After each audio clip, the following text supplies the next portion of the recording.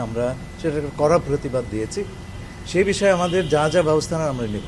পশ্চিমবঙ্গ বিধানসভা নির্বাচনে বিজেপির জয়ের পর বাংলাদেশে পুশব্যাক নিয়ে এমন শঙ্কার কথা বেজিং সফরের আগে প্রকাশ করেছিলেন পররাষ্ট্রমন্ত্রী খলিলুর রহমান।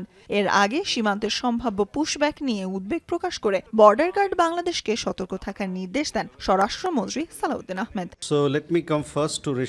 বৃহস্পতিবার সাপ্তাহিক ব্রিফিংয়ে ভারতের পররাষ্ট্র মন্ত্রণালয়ের মুখপাত্র রণধীর সিং জয়সওয়াল বলেন, অবৈধ অভিবাসীদের প্রত্যাবাসন প্রক্রিয়া সুশৃঙ্খলভাবে সম্পন্ন করতে চায় ভারত। তার আশা, দ্রুত নাগরিকত্ব যাচাইয়ের কাজ শেষ করবে Bangladesh. Over 2,860 cases of nationality verification are pending with Bangladesh, and some of it, or several of it, a lot of it, for over 5 years. Our policy, as you very well understand, is that any foreign national who is illegal in the country, he or she must be repatriated as per our laws, procedures and established bilateral mechanisms. এছাড়া BSF এর বিরুদ্ধে ওঠা অভিযোগগুলো খতিয়ে দেখা হচ্ছে বলেও জানান রণধীর জয়সওয়াল। বলেন, এই বিষয়ে প্রয়োজনীয় সকল পদক্ষেপ নেওয়া হবে।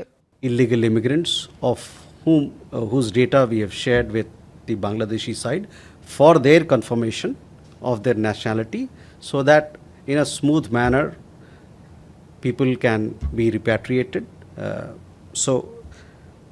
And we expect that Bangladesh will take due action in this regard.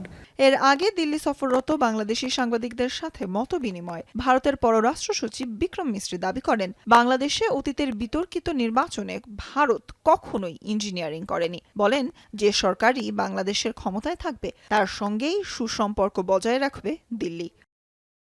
Teesta, গঙ্গাসহ সকল অমীমাংসিত ইস্যু নিয়ে সমাধান বের করারও আশা ব্যক্ত করেন ভারতের পররাষ্ট্র সচিব।